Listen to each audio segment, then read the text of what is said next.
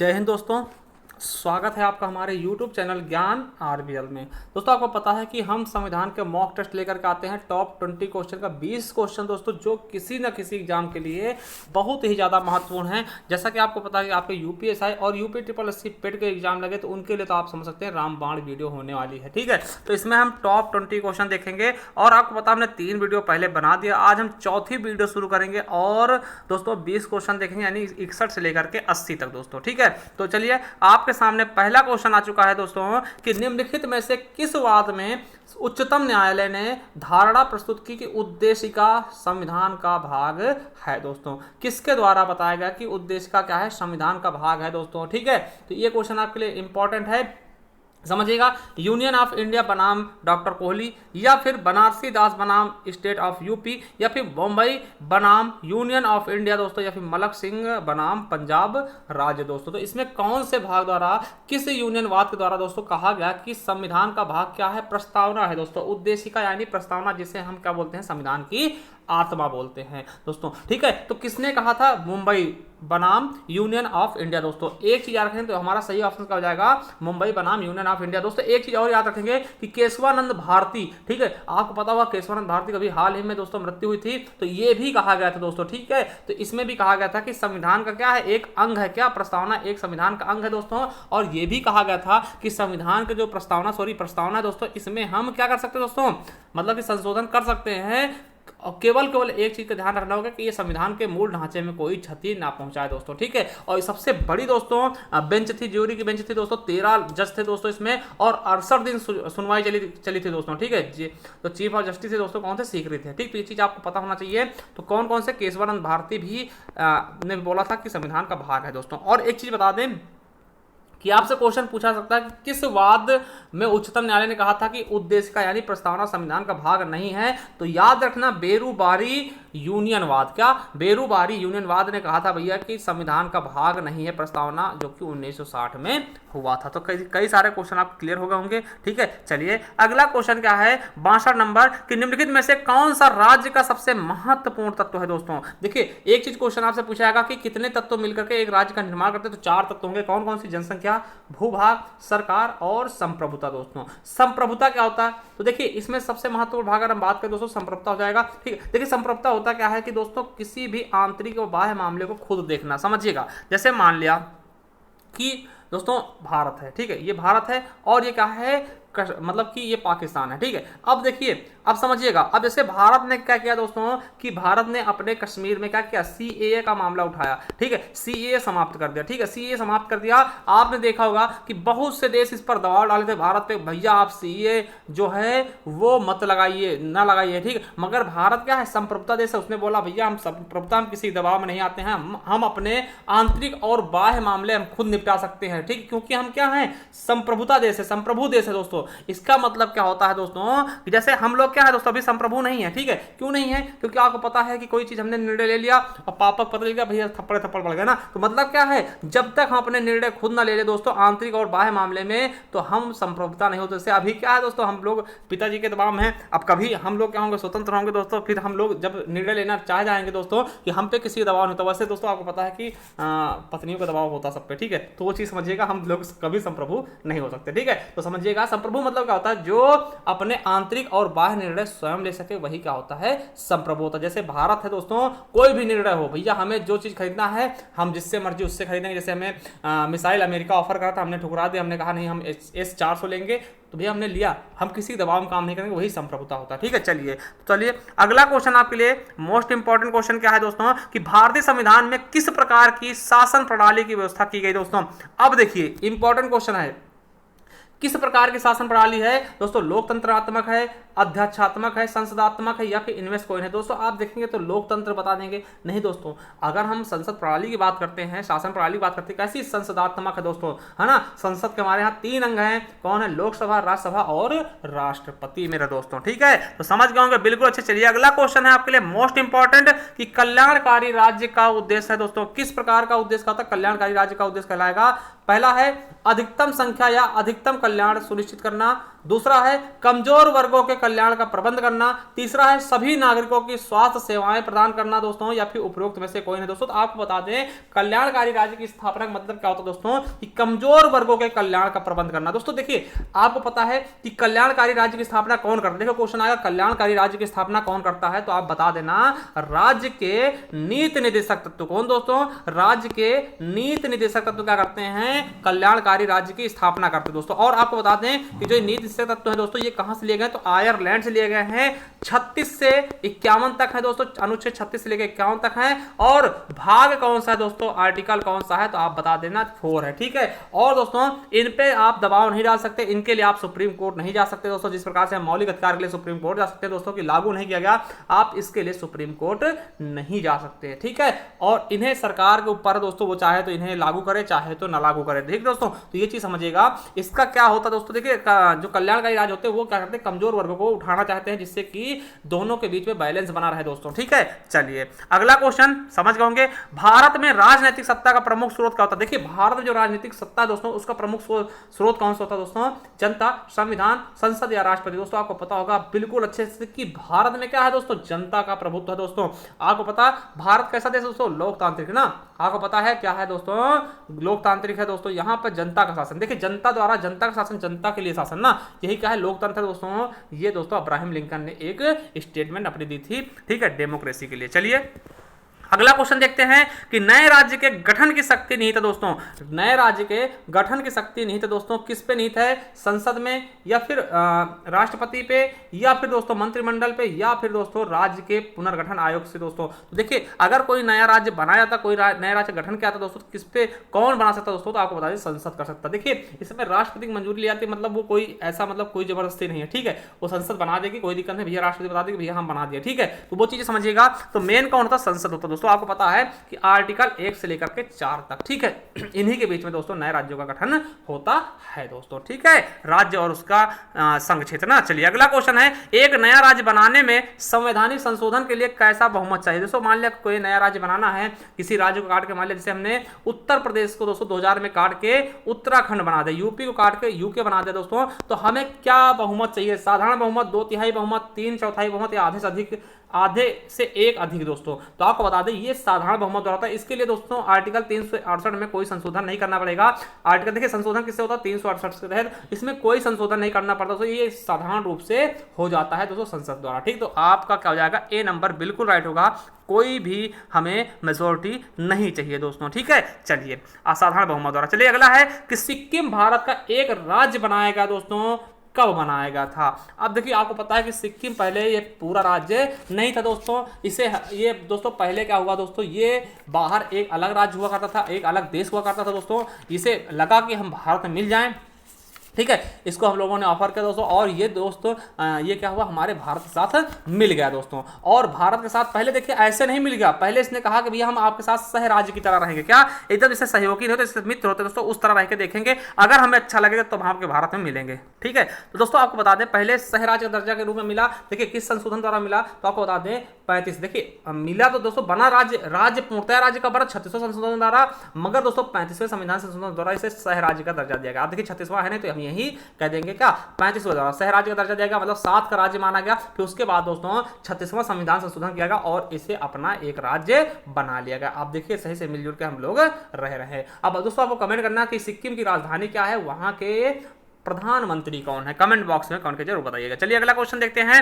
कि भारत में भाषा के आधार पर गठित पहला राज्य कौन सा था। दोस्तों आपको पता होगा कि भाषाई आधार पर गठित होने वाला पहला राज्य कौन सा, एकदम सिंपल सा क्वेश्चन दोस्तों, केरल, मध्य प्रदेश, आंध्र प्रदेश, तेलंगाना दोस्तों। तो क्या हो जाएगा, आंध्र प्रदेश दोस्तों भाषाई आधार पर गठित होने वाला पहला राज्य था दोस्तों। कब, 1 अक्टूबर 1953 को दोस्तों, ठीक है। चलिए अगला क्वेश्चन, भारतीय नागरिकता नहीं प्राप्त की जा सकती दोस्तों, किस तरीके से आप भारतीय नागरिकता प्राप्त नहीं कर सकते दोस्तों, जन्म द्वारा, देशीकरण द्वारा, किसी भूभाग में सम्मिलित होने द्वारा, या फिर भारतीय बैंकों में धन जमा करके दोस्तों। तो आपका बिल्कुल गलत हो जाएगा कि भारतीय बैंकों में धन जमा करके आप भारत की नागरिकता प्राप्त नहीं कर सकते दोस्तों। 5 तरीके से भारत की नागरिकता मिलती है, ब्रांड BRAND दोस्तों, B से बाय बर्थ, R से दोस्तों रजिस्ट्रेशन द्वारा, A से दोस्तों आपको पता होगा एरिया किसी का लेने पे, और एन से नेचुरलाइजेशन, और डी से डिसेंट यानी वंशानुगत। तो ये 5 तरीके होते हैं किसी की नागरिकता, भारतीय नागरिकता ग्रहण करने के दोस्तों। ठीक है, चलिए अगला क्वेश्चन आपके लिए, निम्नलिखित में से कौन नागरिकता के अर्जन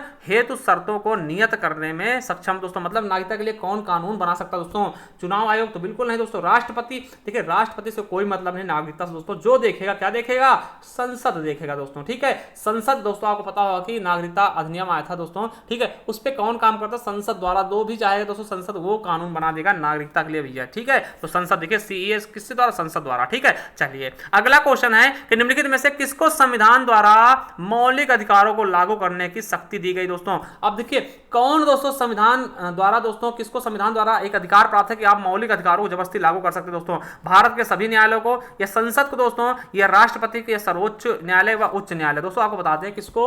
सर्वोच्च और उच्च न्यायालय दोस्तों ये अधिकार है कि भैया आप जबरदस्ती मौलिक अधिकारों को लागू करवाइए। ठीक है, मौलिक अधिकार क्या होते हैं? जिनके लिए दोस्तों हम कोर्ट जा सकते हैं भैया, हम सीधा सुप्रीम कोर्ट पहुंच सकते हैं, उनका हनन हो रहा हमारा भैया, हम सुप्रीम कोर्ट पहुंच जाएंगे। ठीक है, तो ये चीजें मौलिक अधिकार होते हैं दोस्तों। ठीक है, चलिए अगला क्वेश्चन है कि मौलिक अधिकार क्या होता है दोस्तों? समझिएगा कि कभी भी निलंबित नहीं किए जा सकते दोस्तों, ये तो बिल्कुल गलत, हमें पता है कि दोस्तों 20-21 को छोड़कर सभी निलंबित हो जाते हैं। ठीक है, प्रधानमंत्री के निर्देशानुसार निलंबित होते, बिल्कुल गलत है दोस्तों। देखिए दूसरा है राष्ट्रपति की इच्छा पर निलंबित होते दोस्तों, कहीं ना कहीं ये थोड़ा सा हमें अच्छा लग रहा है कि राष्ट्रपति निलंबित करता, मगर उसकी इच्छा पे नहीं कि आज चाहे तो आज हो जाएगा, बिल्कुल नहीं दोस्तों। ठीक है, अब देखिए एक ये सबसे बेहतरीन ढंग होगा दोस्तों, आपातकाल स्थिति में निलंबित किया जा सकता दोस्तों। तो आपातकाल स्थिति में दोस्तों निलंबित किया जा सकता है। ठीक है, और दोस्तों आपको पता है कि कभी कभार दोस्तों जब महामारी, तब भी जैसे कि आपको पता है कि दोस्तों जब कोरोना टाइम था, अभी चल रहा था, तो हमारे कुछ मौलिक अधिकार छीन लिए गए थे। क्या दोस्तों? जैसे कि हमें पूरे भारत में कहीं भ्रमण कर सकते दोस्तों, हमें भ्रमण करने पर रोक लगाया गया, हमें होम क्वारंटाइन कर दिया गया, मतलब कि घर पे रहिए भैया, बाहर ना निकलिए, बाहर निकले ब्लड बचते थे। ठीक है, तो ऐसा थोड़ी भैया हमारे मौलिक अधिकार तुम छीन, हम कोर्ट चलेंगे भैया, कोर्ट कैसे जाओगे? कोर्ट तो बंद रहा। ठीक है, तो कहाँ जाओगे, कहाँ जाओगे? पिटाई लगेगी ना। तो ये चीजें समझिएगा कि दोस्तों क्या होते हैं, आपातकाल स्थिति में राष्ट्रपति द्वारा निलंबित किए जा सकते हैं। और दोस्तों 20-21 कभी निलंबित नहीं होती, ये आप समझिएगा। ये मोस्ट इंपॉर्टेंट, कौन से मौलिक अधिकारों को दोस्तों कोई निलंबित नहीं कर सकता, राष्ट्रपति भी नहीं कर सकता, आपातकाल भी नहीं कर सकता दोस्तों, कौन? 20-21 दोस्तों। ठीक, तो ये याद रखेंगे, बहुत इंपॉर्टेंट है। ठीक है, चलिए अगला क्वेश्चन आपके लिए कि मौलिक अधिकारों के अंतर्गत कौन सा अनुच्छेद बच्चों के शोषण से संबंधित दोस्तों? 17। आपको पता होगा 17 किससे है दोस्तों? तो आप बता देंगे भैया अस्पृश्यता, मतलब छुआछूत से ना, अस्पृश्यता के अंत से दोस्तों 17 है। तो बिल्कुल दोस्तों 17 क्या होगा? ये हो गया। अब 17 में तो हो नहीं सकता। 18 में क्या दोस्तों? उपाधियों का अंत है। क्या है दोस्तों? उपाधियों का अंत किसमें दोस्तों? आर्टिकल 18 में दोस्तों उपाधियों के अंत के बारे में बताया गया दोस्तों। ठीक है, तो ये समझ गए होंगे, बिल्कुल अच्छे समझ गए होंगे दोस्तों। अब देखिए 23 क्या है, समझिएगा। अब देखिए 23 में क्या है, तो उसके बाद हम बात करेंगे 24 की। तो 23 में क्या है दोस्तों, आप बताइएगा। देखिए 23 में हम बताएं आपको, तो 23 में हमारा क्या है दोस्तों? शोषण के विरुद्ध अधिकार। वहां शुरू होता है, मतलब मानव दुर्व्यवहार, मतलब कि जो आप क्या करते हैं, मानव को बेचते हैं या फिर बालात श्रम करवाते हैं दोस्तों, उसके बारे में बताया गया, मानव दुर्व्यवहार और बालात श्रम के बारे में। तो 23 भी नहीं हो जाएगा दोस्तों। अब देखिए बच्चों के शोषण संबंधित कौन सा दोस्तों? तो 24 नंबर है। ठीक है, 24 नंबर है दोस्तों, तो हमारा डी ऑप्शन सही हो जाए। और 24 में कितने वर्ष के बच्चों को दोस्तों मतलब कि उनमें प्रतिबंध लगाएगा दोस्तों? 14 वर्ष से कम के बच्चों को। ठीक है, तो याद रखिएगा कि फैक्ट्री, खदान, जो मतलब जो ज्यादा कठिन कार्य वाले होते हैं, जहां पे संकट ज्यादा होता है दोस्तों, वहां पे 14 वर्ष के कम बच्चों को नहीं लगाया जा सकता। ये हमारा अनुच्छेद 24 कहता है। ठीक है, मतलब 24 घंटे काम नहीं करा सकते बच्चों से, तीसरे याद करेंगे।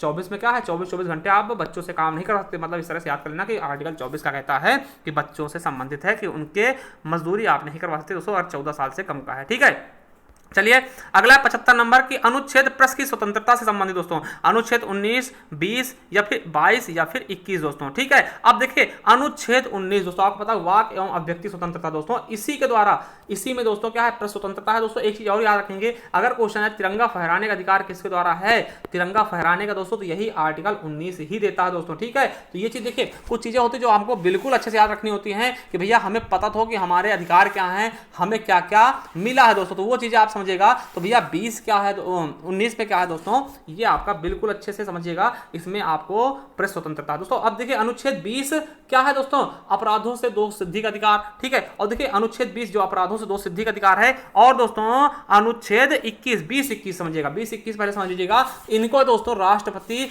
मतलब आपातकाल में भी मतलब कि इन्हें निलंबित नहीं कर सकता दोस्तों। और 21 में क्या है, प्राण एवं दैहिक स्वतंत्रता। तो दोस्तों ये दोनों क्या हैं, ये कभी भी निलंबित नहीं होते 20-21, ठीक है, तो ये भी याद रखेंगे। चलिए अगला क्वेश्चन क्या है, किस धर्म के किस अनुच्छेद के अंतर्गत सिखों द्वारा कृपाण धारण करने की दोस्तों क्या है, धार्मिक स्वतंत्रता का अंग माना था। देखिए जो सिख होते हैं दोस्तों कृपाण धारण करते हैं दोस्तों, ये किसके अंदर है, किस आर्टिकल के अंदर दोस्तों ये माना जाता है। दोस्तों आप 24 में भी हमने बताया क्या है 24 में दोस्तों, कि 14 वर्ष से कम उम्र के बच्चों को दोस्तों जो मतलब ज्यादा कठिन वाले कार्य हैं दोस्तों उनमें नहीं लगाया जाएगा, ठीक है, तो ये तो हो ही नहीं सकता।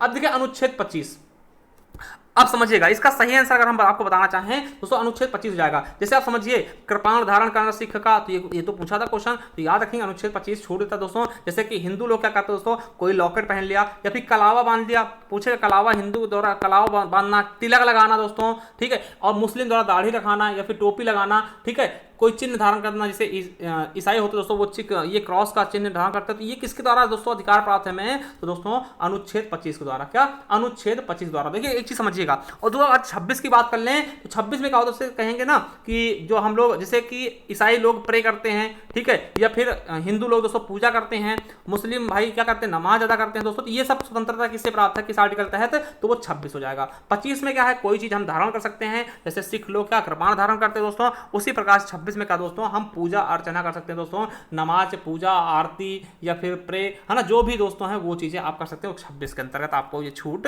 होती है दोस्तों, ठीक है। चलिए दोनों चीज समझ गए। अब देखिए संविधान के अंतर्गत मूल अधिकारों का संरक्षण कौन होता है दोस्तों, कि मूल अधिकारों का संरक्षण कौन करता है, मूल अधिकार जिनको मौलिक अधिकार कहते हैं यूएसए से मतलब कि क्या है दोस्तों प्रेरित है, ठीक है, इन्हें भारत का मैग्ना कार्टा भी कहते हैं मूल अधिकारों दोस्तों, ठीक है। कहां से दोस्तों इनका संरक्षक कौन है दोस्तों, तो आपको पता है सर्वोच्च न्यायालय, क्योंकि सर्वोच्च न्यायालय इन्हें जबरदस्ती लागू करवा सकती है दोस्तों, ठीक है। चलिए 78 नंबर क्वेश्चन है, किस अनुच्छेद के तहत भारत का उच्चतम न्यायालय नागरिकों के मूल अधिकारों के प्रवर्तन में रिट जारी कर सकता है दोस्तों, आपको पता है 5 रिट जारी करता है दोस्तों, किसके तहत दोस्तों, तो आपको बता दें अनुच्छेद 32 के तहत दोस्तों, जिसे दोस्तों भीमराव अम्बेडकर ने क्या बोला है, तो याद रखेंगे अनुच्छेद 32 के तहत 5 रिट जारी करता है दोस्तों। क्या बोला भीमराव अम्बेडकर ने, अनुच्छेद 32 को भीमराव अम्बेडकर ने बोला है क्या, कि ये दोस्तों संविधान क्या है, आत्मा और हृदय है दोस्तों। संविधान की आत्मा और हृदय किसने कहा दोस्तों, आर्टिकल 32 को संवैधानिक उपचार अधिकार को दोस्तों तो भीमराव अम्बेडकर ने, BR अम्बेडकर। तो ये भी क्वेश्चन आपके लिए मोस्ट से भी मोस्ट इंपॉर्टेंट बन जाएगा। चलिए अगला क्वेश्चन अगर आपके सामने लेकर आए दोस्तों,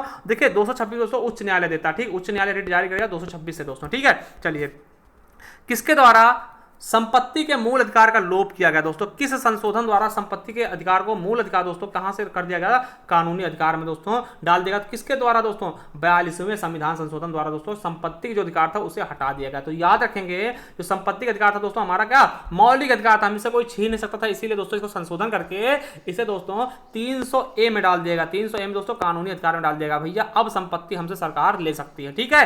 चलिए अगला क्वेश्चन आपके लिए दोस्तों, वर्तमान समय में संपत्ति का अधिकार है दोस्तों क्या है, मौलिक अधिकार है, बिल्कुल नहीं, पहले मौलिक अधिकार था। वैधानिक अधिकार है, राजनीतिक अधिकार दोस्तों राजनीतिक भी नहीं है, तो क्या है वैधानिक अधिकार दोस्तों है, ठीक, क्या है वैधानिक अधिकार दोस्तों कहां रखा गया, तो 300A में, आर्टिकल 300A में दोस्तों संपत्ति के अधिकार को हटा दिया गया, इसे कानूनी अधिकार बना दिया, वैधानिक अधिकार बना दिया गया। पहले क्या था दोस्तों, संपत्ति अधिकार क्या था दोस्तों, हमारा मौलिक अधिकार था दोस्तों। तो देखिए आज के क्वेश्चन आपको बहुत अच्छे लगे होंगे, आई होप दोस्तों। हमने पूछा था आपसे सिक्किम के मतलब कि सिक्किम का कौन है, CM कौन है दोस्तों, और इसकी राजधानी क्या है, और आपको बताना है कि यहाँ का राज्यपाल कौन है। अगर आपको पता है कमेंट बॉक्स में कमेंट करके जरूर बताइएगा, और वीडियो कैसी लगे इसका अगला पार्ट हम लेके आए या ना लाएं वो भी जरूर बताइएगा। चलिए दोस्तों मिलते हैं नेक्स्ट वीडियो में, तब तक के लिए जय हिंद जय भारत, पढ़ते रहिए, स्वस्थ रहिए, मस्त रहिए। थैंक यू, धन्यवाद।